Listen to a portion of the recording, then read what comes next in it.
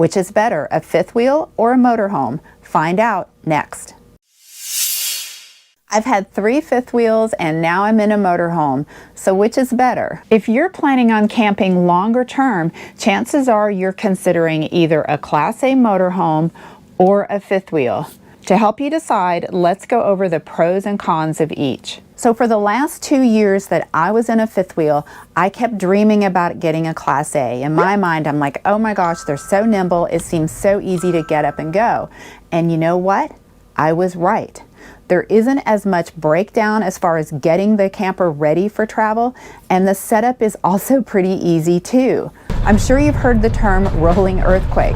Well, the fifth wheel is not made for people to ride in it. What that means is when you get ready for a travel day, you have to put everything away, and when you finally arrive at the end of the day, you've got to take everything out. Nothing can be left on the counters. Now, during the time that I had that fifth wheel, the microwave door came open and it spilled out the plate as well as the rack. Trim came off the windows, and one time the recliner even unhitched from his partner and walked out in the middle of the room. I do clear off the counters, but sometimes I leave stuff out and it's fine. And it's actually quiet when I'm driving it. There's not a lot of stuff bouncing around. And I think that's a huge difference. This is a vehicle. It is designed to have people in it, so it's better built and things aren't going to bounce around as much. Also, you have to think about the dynamics of a trailer. It's going to be bouncing. It's got a couple axles close together, so it's going to take more vibration versus a vehicle with wheels on the 4 corners.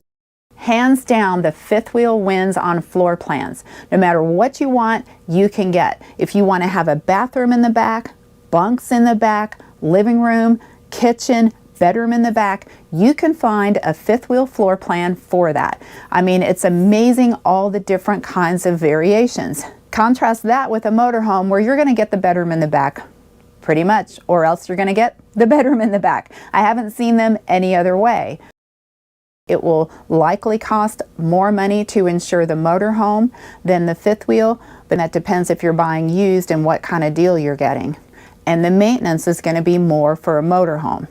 So just be aware before going in. You've got more moving parts, you've got a motor, you've got a transmission, so you're going to have a little bit more money there, or it might be a lot, depending on how you shop and what you get.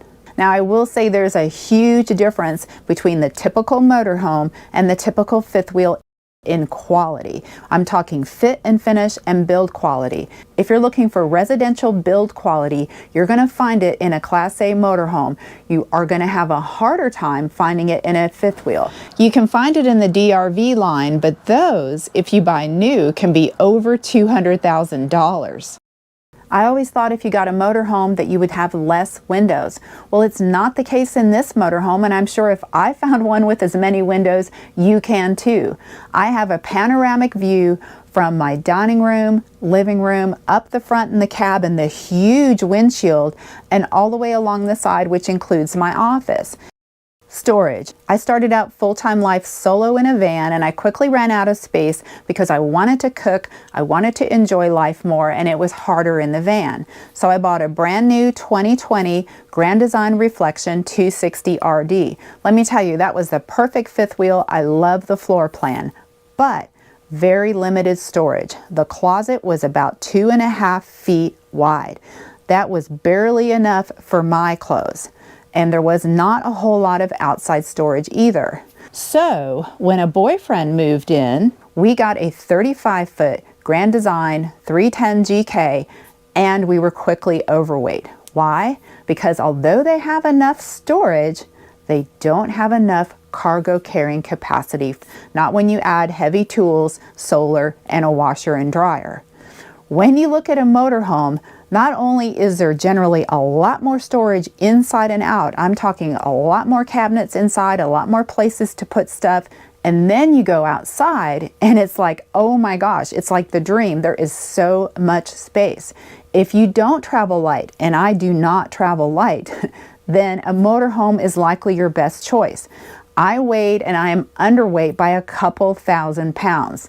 There is unbelievable amount of storage and the all-important cargo carrying capacity in most motorhomes. Now you'll want to do your own research because each motorhome is going to have a different number, so you want to make sure that you have enough for you. Let's talk about travel days.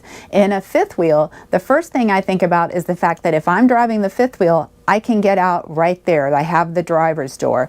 With most Class A's, you don't have a door by the driver's side. A lot of people will say safety is a factor. You have the engine protecting you in a head-on collision while you're driving your pickup truck, whether it's a 3/4 ton or a 1 ton, and that you're more vulnerable in a Class A. I don't like using public restrooms, and a lot of people don't.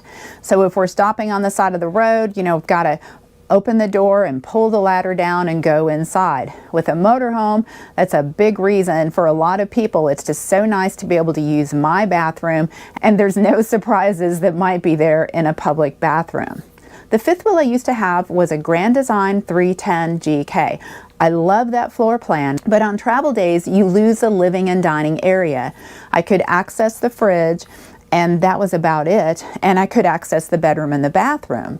But as far as actually relaxing, it wasn't that easy. Plus, if you're traveling on a warm day, that trailer's going to be hot. You can't just open the slides, by the way, because you need to be level. So depending on the floor plan of the fifth wheel, you may not have a place to rest and relax at a rest stop.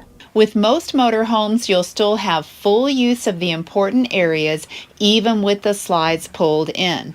This means you can make yourself a meal, stretch out on the couch, or even take a nap.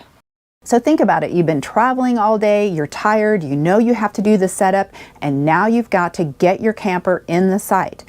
Well, backing a fifth wheel is not that easy. There are actually t-shirts out there about the stress it is on a marriage to back the camper in the site. This is no joke. I have seen couples have public arguments because of the backing. I unhitch my toad, the car that I'm towing behind me, and backing up, I swear I laugh every time. All I have to do is look at my side mirrors and just go back. If I have a long site that I'm backing into, I use cones. Now that you're all set up at camp, let's talk about daily driving. If you're camping in place longer, then your daily driver is more important. If you have a fifth wheel and you've unhitched it, now you have your truck to drive around. Well, if you're a Trader Joe's shopper like me, you know that a 3/4 ton, a 1 ton is not going to fit in your typical Trader Joe's parking lot. I mean, this can kind of be stressful. It certainly was for me for the last 2 years of having a fifth wheel, is trying to park the beast. Now, if you've got a long bed and you've got a dually, that's even worse. It's really hard to park. Now, this is a personal choice. A lot of people love those big trucks, so I'm not knocking the trucks, but I'm just saying for your daily drive, if you're trying to get into a typical parking lot, maybe a small town post office, it could be more challenging. With a motorhome, you're towing a smaller vehicle. Now, I think a big downside to having a motorhome is that when you need the engine worked on, guess what? Your whole home goes in the shop. You've got to find a shop that will work on it, which generally is not too hard, but you could lose your home for a couple days. That's definitely a downside that you don't have to deal with a fifth wheel. You can have the truck in the shop and you can Uber back to your camper and you're fine. If you already have a 3/4 or 1 ton truck, the fifth wheel may absolutely be the answer for you. If you don't, it's not so easy to find a truck these days, and boy, they are not cheap. Because the setup and teardown is so easy, I think a motorhome is going to be better if you do more traveling. If you're only traveling every few months or 6 months, a fifth wheel may not be a big deal. But the more you travel, or if you want to take a big break on travel days, the motorhome is better set up for that. It's really important to do the research to know yourself so you can find the right answer for you. There's a lot of things to think about as far as how often you travel, what you like as far as a layout, how much stuff you want to bring with you. So I hope this video helped. Let me know which you prefer, Class A or a motorhome. I want to hear it. And as always, these are exciting times to push past fear, build confidence, and live amazing.